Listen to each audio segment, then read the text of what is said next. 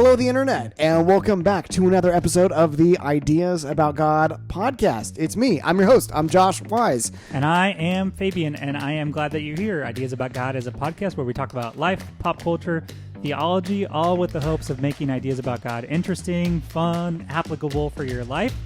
Really quick, please hit the plus button on Apple Podcasts or subscribe on Spotify. Give us a review as well. Help more people find this podcast. If you find it helpful or entertaining somehow, then please let people know so others can find it. Yep. We're also on Instagram at Ideas About God.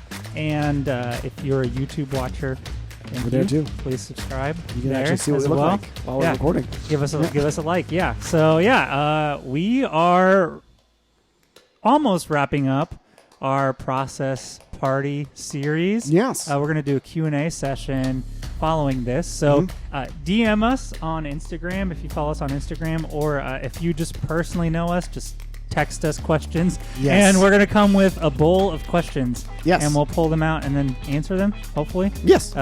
In adequate ways for your listening needs. So this is our second to last one, and then we'll do the Q&A. And with this one, we're going to talk a little bit about ethics, connection to hierarchies. And so to start, the question I have for you, Josh, since you're starting us with the ideas about God, is we've talked about process theology and an open and relational understanding of God. What does that mean for how we organize ourselves in communities and for society as a whole? So for me, process theology has not only been like helpful as far as like how I think about like God and how do I experience God and those sorts of like kind of like more personal like type questions. Like for me, process theology has also had a big impact on how I view how we interact with the world. So how do we interact with each other? How do we interact with the planet? How do we interact with like the environments? All that stuff, right? Yeah. So I guess to start, is we can start in a place where a lot of Christians kind of like is we'll start with like the Trinity, right? Yeah. So we have like this language of the Trinity. We talk about like the Father, Son, Holy Spirit. Yeah. And maybe it's not explicitly understood. Maybe it is explicitly understood depending on like what faith tradition and theology you've been exposed to. Is we kind of have that understanding like, okay, so God the Father's on top, and we have the Son over here who's like subservient to the Father, and the Holy Spirit, well, I don't know, who knows what the Holy Spirit's doing. It's doing something else, right? Like, but there's inside we have this like triangle of like the God on top and then the Father and the Holy Spirit, right? So God in God's self, in a traditional understanding of theology, can be seen as hierarchical. And I don't know how much of that is intentional and how much of that is like just when we use the language of Father and Son, we kind of like bring our own like baggage about that sort of relationship to that, like how much of that metaphor is like from us and how much of that is like what we're trying to communicate. So I think some of the newer ways of understanding God's Trinity and this three in oneness that we insist on, and even if you don't like, maybe like if you're not a Trinitarian, probably like I don't care about any of those things. But like if you are, you're like maybe like the language of like creator, redeemer, and sustainer, right? Yeah. This idea of like these different persons inside God, they're not like maybe we define them more not in like the terms of like where they sit in a hierarchy, but more in like terms of what functions they provide for the God-world relationship, what function they provide inside the relationship with God's self.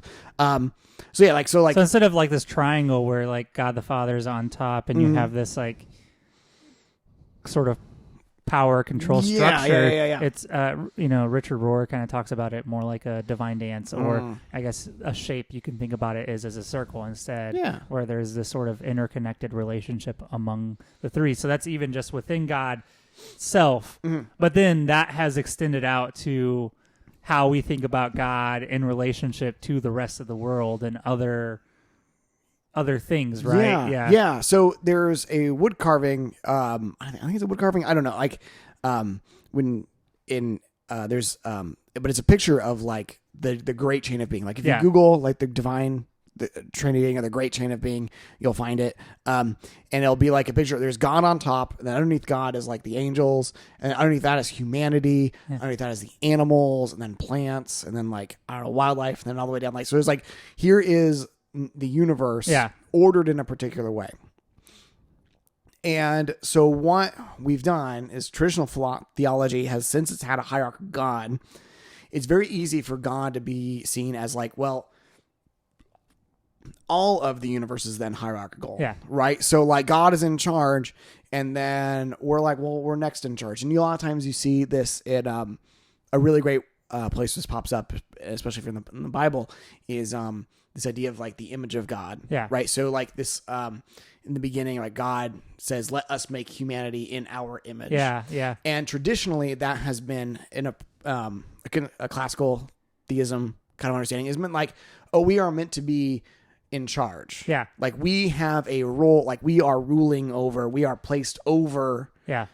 the rest of nature, right? We are somehow not part of nature ourselves. We exist outside, and we like have like a controlling part of it, right? Yeah. However, what does that mean if the image of God you have isn't one of control and isn't one of like this divine monarch who dictates things? What does it mean to be made in the image of God who's like that? Yeah. Right. So like for a process theologian or process philosopher, right, you don't have this God who's in charge of things and is dictate, like has like this divine will, who's like moving people around like pawns on a chessboard. Yeah. Right. This God exists alongside, we've talked about this like in our last few episodes, like this God who exists alongside all of creation and is present to it and is inviting all of creation into the next moment of becoming, and is like, what can the next moment of flourishing look like for you, and how can you respond to it in whatever ways you respond to it, whether you're like an atom who's like going from like one level of your orbit around a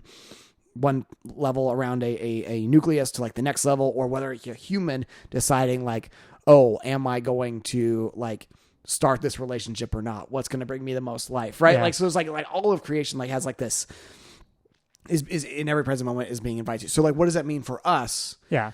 To be made in the image of God, if you want to use that language, to like, what does that mean for us, and how do we see ourselves? Right? Some of the reason that this hierarchical view of a God that is in control and that is on top justified the monarchies, right? And you actually even had it stated, in those periods that, well, this monarch was when Christianity and the empire merged essentially, or got married, or whatever language you want to use for it. You had, well, this monarch is in place because God chose this monarch to be in place, and it justified all kinds of horrific acts that these monarchs would do in the name of God, because God dictated their sort of position and power and authority over people and over nations. And then in America, you have Manifest Destiny, which was, well, this monarch God told us to go to the Americas and take the lands for white people. Again, another horrific thing justified by this hierarchical nature of God. So it's, some people would say that, still abide by that. Well, it's the natural order of things, and then it kind of trickles down. It's the natural order of God being on top of everything else, and thus it's the natural order of a husband being over the family or over the wife in a household, and we just continue the sort of hierarchical structure of life that just allows people that are at the top to justify the things that they do while being at the top, rather than admitting the problems of their use and wielding of power.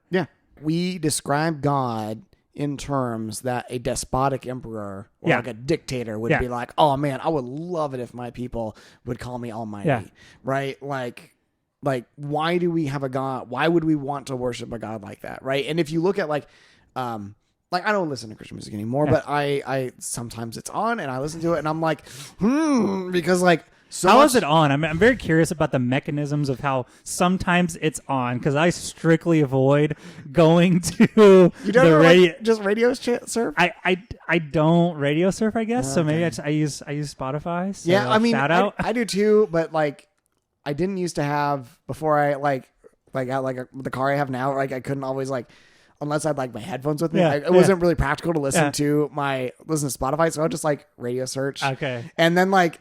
occasionally you'd come across like these Christian stations, and I'm like, oh man, let's see what's going on. Yeah. Let's check in. And I'm like, 5 minutes later, I'm like, no mistakes. Nope. It's enough of that. 5 minutes is a long time. That's like a whole song. Yeah, it's about 2 usually. Is the positive? Positive. It's so What's the? I felt positive. I felt encouraged. Positive, encouraging. Caleb, does it just draw you in? God. Yeah. I mean this, but we have like, so the language I think we use to talk about God like carries with it like social implications of like there's a king and we all like are subservient for it, but also like inherent in that is also like a hierarchy. And you see this with like the rise in, and this is a side tangent, but you see this in like the rise in like Christian nationalism in the United States, right? This idea of like there is supposed to be an order to things. White Christian folk are supposed to be on top. Everyone else is not. And if you don't fit like a particular mold, then our society has no place for you.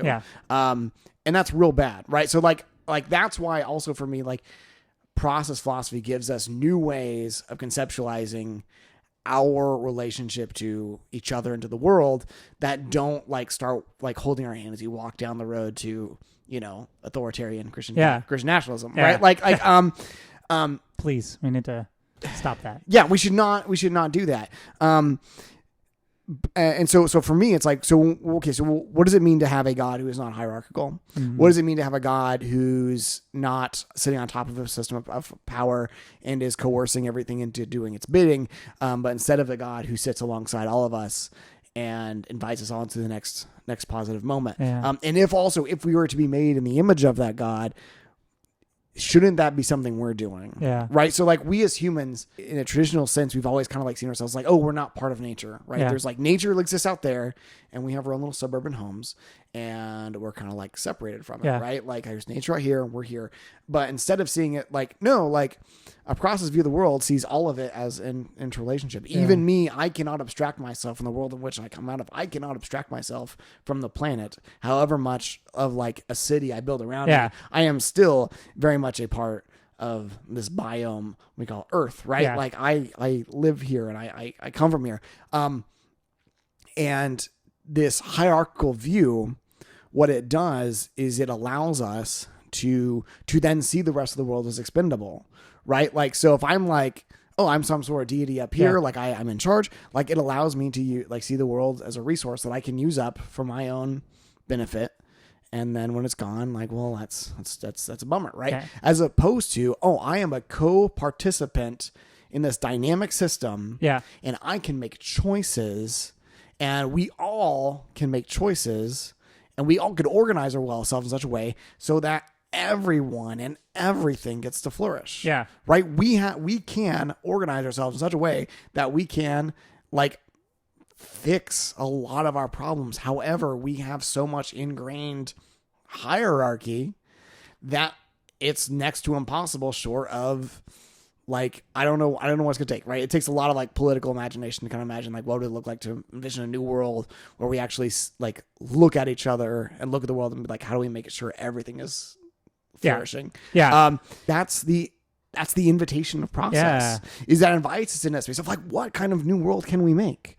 We can make a new thing because the world is dynamic and it's not like static. Like our choices today, even if they don't change things for me, but they might have an impact on like my children's life. And it might have an impact on like my grandkids' life. Like I can start to move the needle a little bit and they can move a little needle a bit, a little bit, and we can like, sort of like that quote from Martin Luther King where like the moral arc of the universe is long and it bends towards justice. It bends because we bend it. Yeah.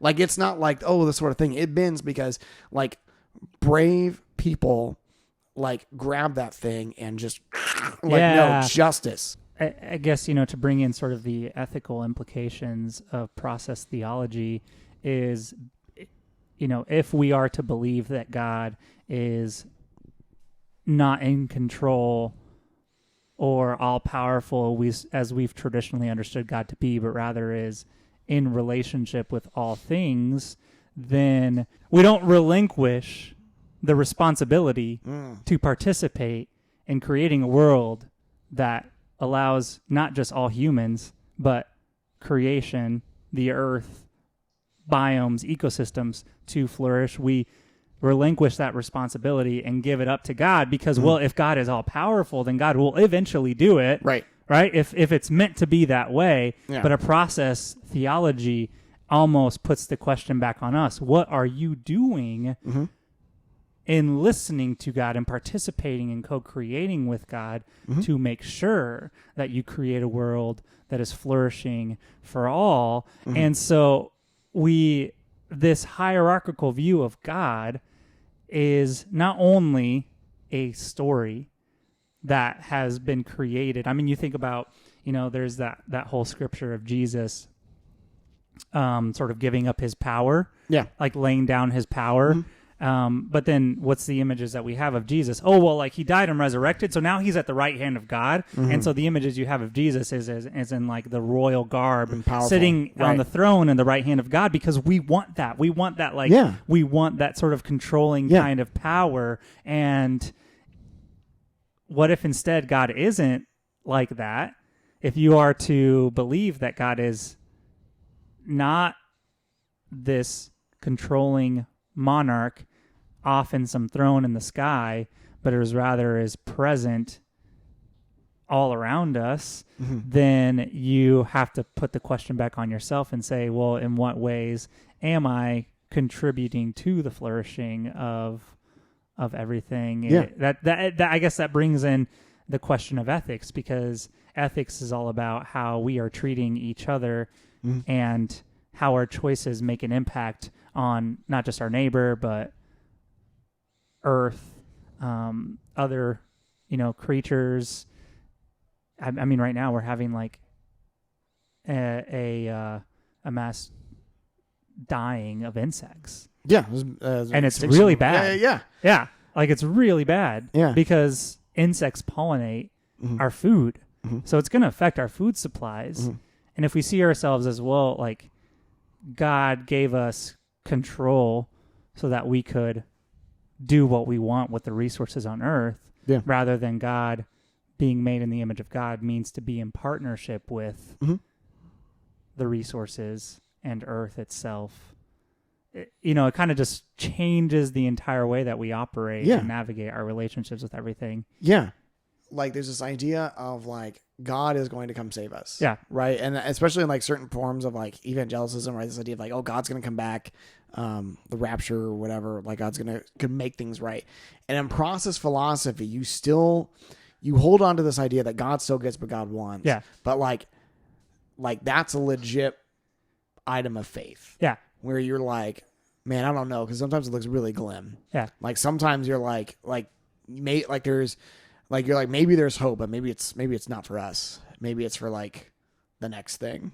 Like you're like I don't know, and you still like ask that question of like, what does God get when I want it? And I'm like, I don't know, maybe.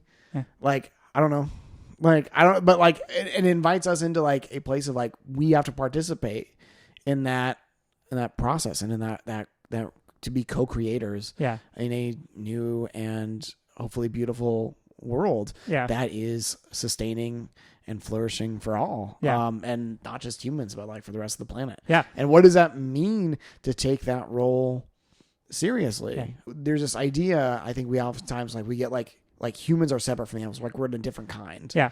And I don't think that's true. Like studying anthropology and like all the physical anthropology, you realize like we're not that different. Yeah. Like the difference between like us and like our next like closely related like species like is not so much different of kind. It's just a different of like magnitude. Yeah. Right. Like we're not that different from like the rest of the planet. Yeah. We're not special. Yeah. Like we belong, like what we do have, what makes humanity special, like our ability to tell stories, our ability to like create like vast like repositories of culture that like are incredibly like diverse, and we constantly creating novel ideas.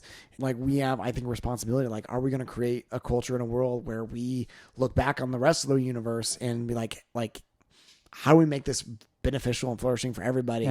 Or do we create a space where it's like, you know what, like I'm just gonna get what's mine, Yeah. and I'm gonna grab all the resources I Yeah. can, and I'm gonna like scalp and pillage and do whatever I can, like of all these stuff, so I can have the most stuff and to the detriment of everything else. So that I can have whatever this illusion of a good life, rather than this understanding that maybe the good life is in how do you contribute to the well-being of the whole, and how do you participate in this beautiful.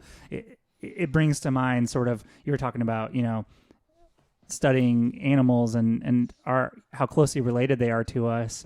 There's this idea of food web. Mm-hmm. It is not a like hierarchical thing. It is this interconnected thing. Mm-hmm. And if one part of the web goes away, I mean, talk about sort of the mass extinction of insects. If one part of that web goes away, then the rest of the thing falls apart. So, people think, oh, well, humans are the apex predator, and the apex above us is God, and God allows us to do whatever we want to do because God gives us the authority over nature. And it's like, no, the apex predator is not in a hierarchical relationship with its ecosystem. Yeah. The apex predator is a crucial part of it, just like everything else. Yep. When you took the wolves away from Yellowstone, it wrecked the rest of the ecosystem. Right. Because now you have more elk. Yep. And what do the elk do? They overeat the grass. Yep. And what does that do? That begins to erode the soil. And so you have all these problems that start to happen. And so then eventually you have to reintroduce the wolves into Yellowstone. Yeah. Because if not, it's going to destroy the ecosystem. And so it's not that the apex predator is the one that just gets its share of whatever it wants of the ecosystem, but it's that everything is interconnected together. Right. And also it brings to mind how ingrained this is into us, the idea of hierarchy and the idea of, the supreme being above everything else that allows us to be the supreme being in the world that can do whatever we want and can just pillage the resources of the earth is, what if we were raised like Tarzan, who who is raised by gorillas. So for him, there is no I am better than them. Yeah. I am one of them. They are family to me. And then he encounters these humans who have that mindset because they were raised with that hierarchical view of nature. Right. And what do they want to come in and do? They just want to come in and kill the gorillas because they're in their way of whatever they need to do. They're dangerous. They're problematic. And this doesn't just happen between humans and animals. This happens between humans in general. Yep. I mean, understanding of hierarchy is what has led to some of the most heinous things in history. White colonizers believing that they are higher in the hierarchy than Africans. That caused problems. Obviously, huge problems, right? Like this is where the ethics gets connected. Yep. You have the nuclear family idea with sort of the Christian flavor of, well, the man is the head of the household and the wife should be submissive. Should be submissive. Yeah. And so it impacts so many things. Yeah. And if you have the backing of a divine God that is above the hierarchy, right, then nobody can question it. Exactly. Because well, no, that's what God says. That's how God says it's supposed to be. Yep.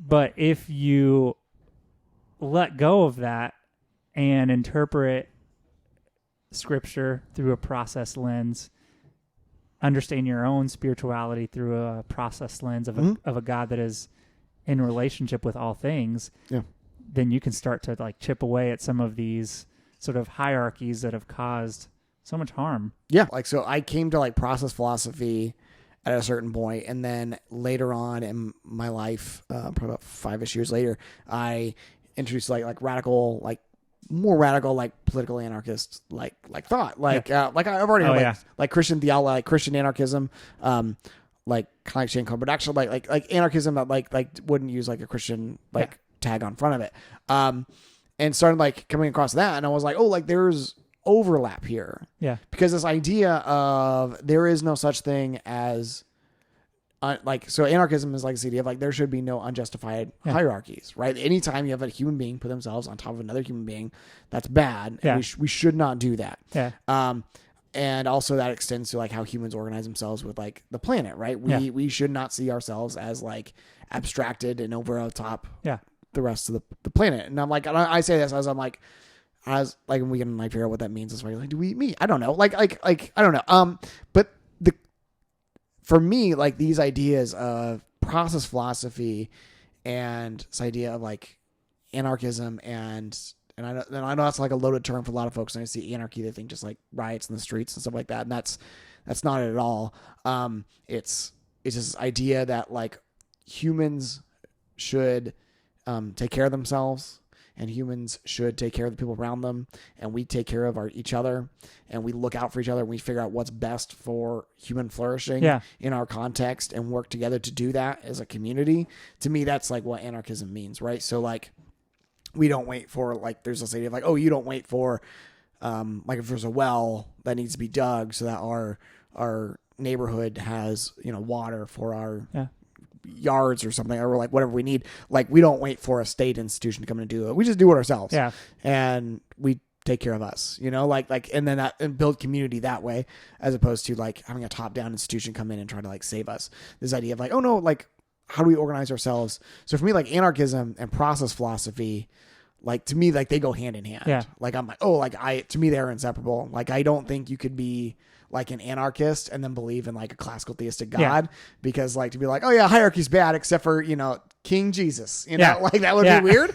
like, so we're like, you hear God. So like you anarchists will be like, like, like no kings, no masters, or no gods, no masters, even as someone who's like claims to be a Christian most days. I'm like, yep. Yeah. Like, yep. Preach. Like, I agree. That's just to me how it comes out for me, and maybe that's not how it works out for everybody. Yeah, it just shows that it's all interconnected, that how we understand God and sort of the ultimate, I mean, we talked about ontology. How the nature of everything, if you have a hierarchical understanding of God, it impacts everything else. And so, but I think the starting point really is just how we understand ourselves in the context that we're in, and resisting the sort of ingrained idea that hierarchies are the nature of things, and rather being able to see each other as in relationship and in partnership with, and then whatever places that we're at, whether it's a place of work, whether it's our own home, whether it's how we consume, like it begins to change all of those things in our life if we understand that, I'm in relationship with, in some crazy way, with a farmer in Brazil that pulled the bananas off a banana tree that allow me to have the bananas in my fruit basket in my kitchen. So maybe I'm going to try to be very intentional with how many I buy, so that I make sure to eat them all, so that I don't throw away a bunch of it, so that I can maybe in some way start to like ethically consume the things that I eat, so that I acknowledge the relationship I have. I just saw a Business Insider video of like all these foods and where they come from, and how like just acknowledging that someone picked it. Like some laborer, probably like very low wage laborer in some Latin American country, is what allows you to have the lime on your margarita. So maybe if you don't want the lime, just tell your server like, hey, hold the lime, because I'm just not going to use it or eat it. I'm just going to throw it away. Even the smallest thing is recognizing that we're in relationship with each other. It begins to make a bigger impact, if we have more awareness of that. Right. And I think there's that. And then there's also like, this idea of like, we then begin to need to look at how we organize our society at a broader look. Cause like, it's one thing, like, cause everyone's like, oh yeah, like if we all just gave up plastic straws, we're not actually changing the climate, right? Yeah. Like there's still going to be like as an individual, like I can do so much, yeah, right? However, there are giant systems in place that even if I were to choose to make conscious choices and go vegan and like do all these things, like it would not, like on the one hand, yes, it matters, but also on the same hand, like there are big institutions in place that are not going anywhere. Yeah. And those institutions have a massive impact, right? Like the oil industry, the oil industry, how like the financial industry, like how we organize our society in such a way where like all these people are like so much of our world is like one paycheck away from like being financial, like being on the streets, right? Yeah. Like we have a society organized in such a way where like there are people on top. Institutions have way more power than what like we think about. And then like, yeah, our individual choices have a choice, but also like our individual choices matter. But at the same time, like we also need to look at these systems and begin to ask real questions. And that's where I think like things like political theory and things like that, because they allow us to ask these questions. Yeah. And they teach us how to see like these things. They teach us how to look and see like, oh yeah, like racism isn't just when one person says says like, racial slur. Racism is baked into our economic system. Yeah. Racism is baked into how we like mapped out our cities when we were building them and how we like organized neighborhoods. Like, there are giant systems in place that we not only can we make good choices in our own individuals, but we also can come together and look at those systems and begin to kick them down. Yeah. And then begin to be like, no, like this does not stand. This is not for human flourishing, and you don't have a place here any longer. You've benefited from you've been on top of this hierarchy for too long, and hierarchies are bad and are against God. Yeah. So hierarchies are bad and they're against God. Like there are very few things that I'm like, yep, like put that down as something I'm going to stand on. Like, but I'm like, hierarchies are bad and they're against God. That's one of them. I'm like, shouldn't have them. Yeah. Like, and it's like, nope. Because God is not in a hierarchy. Because God is not in a hierarchical. And a process God does not justify your hierarchy. A process God invites you to tear down your hierarchy. Yes, yes. Process God is kenotic, self-emptying, and giving up God's power to like the things around it, so that all things can flourish. Yeah, God does not hoard. Yeah, I like that. No, I think that really sums it up well. Is that God is not hierarchical. And so God does not ordain hierarchies. Yes. And so we should dismantle all kinds of, use it as a tool in times of need, but immediately dismantle it the moment that we need to get rid of it. Because sometimes you need someone that's like organizing a group of people, and someone that has sort of that voice to say, hey, let's all go this direction. Right. But the moment that you don't need that anymore, it goes away. Or the moment that they start using that power for self-benefit at the detriment of those below we throw rocks the hierarchy, at them. You end it. And so use them as a tool. Yes. But it is not the nature of everything. Yes. To be in a hierarchy. Mm-hmm. God is not hierarchical. God is not hierarchical and doesn't want them. All right. That's great. Yeah. So this is our last one. We'll have, like I said, like what you said, we will have one more. We'll talk about questions. So if you have questions, hit us up on the Instagram, or if you know us in person, and like all the dozen of you, most of you seems like you probably do, reach out. Let us know.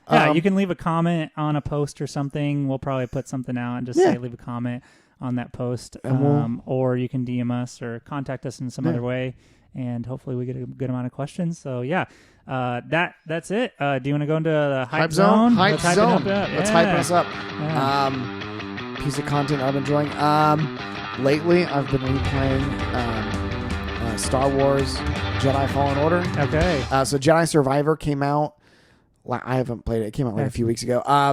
I'm playing Fallen Order. It's like a few years old, and it's just it's a good little adventure game. You're exploring. You're like a Jedi. You're fighting sometimes. It's mostly just like a puzzle game. Yeah. It's kind of wandering around, going to all these different planets and finding cool things. You find a lot of ponchos And every time I find a poncho, I That's just get really awesome. excited. I yell poncho really loud. My wife is like, please stop. What is she playing on her Switch? She's on her Switch playing Animal Crossing like a normal of person. course, yeah. And I'm like, I've been playing Tears of the Kingdom, and it's is that your hype zone? phenomenal. Oh, I have a couple hype Oh, zones. go. Let's go. I mean, I feel Lay like I on have me. 3. Let's Tears go. of the Kingdom is phenomenal. Okay. If you have a Switch, go get it. Drop Okay. every other game.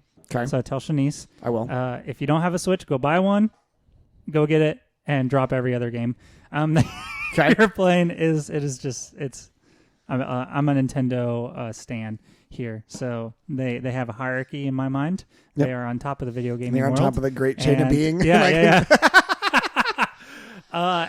And I've been watching Better Call Saul. Got back into it because the last season It's wrapped good. up, and so I'm in end of season 5. So I'm getting there to season 6. Really good.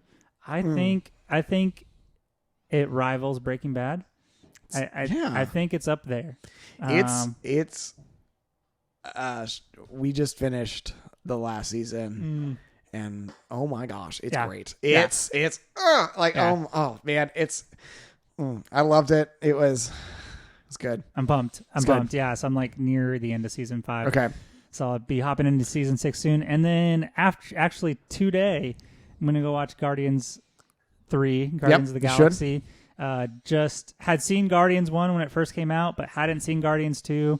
So me and Krista have been watching, and Guardians 2, the end of Guardians 2, just Yondu's funeral was magical, and I loved it. So good. Yeah. So that's good a lot hype of hype zone. Yeah. Yes. Cool. Well, next time Q&A episode. So I guess, like we said, drop us the questions, and we'll see you soon. All right. Thanks. Bye. Bye.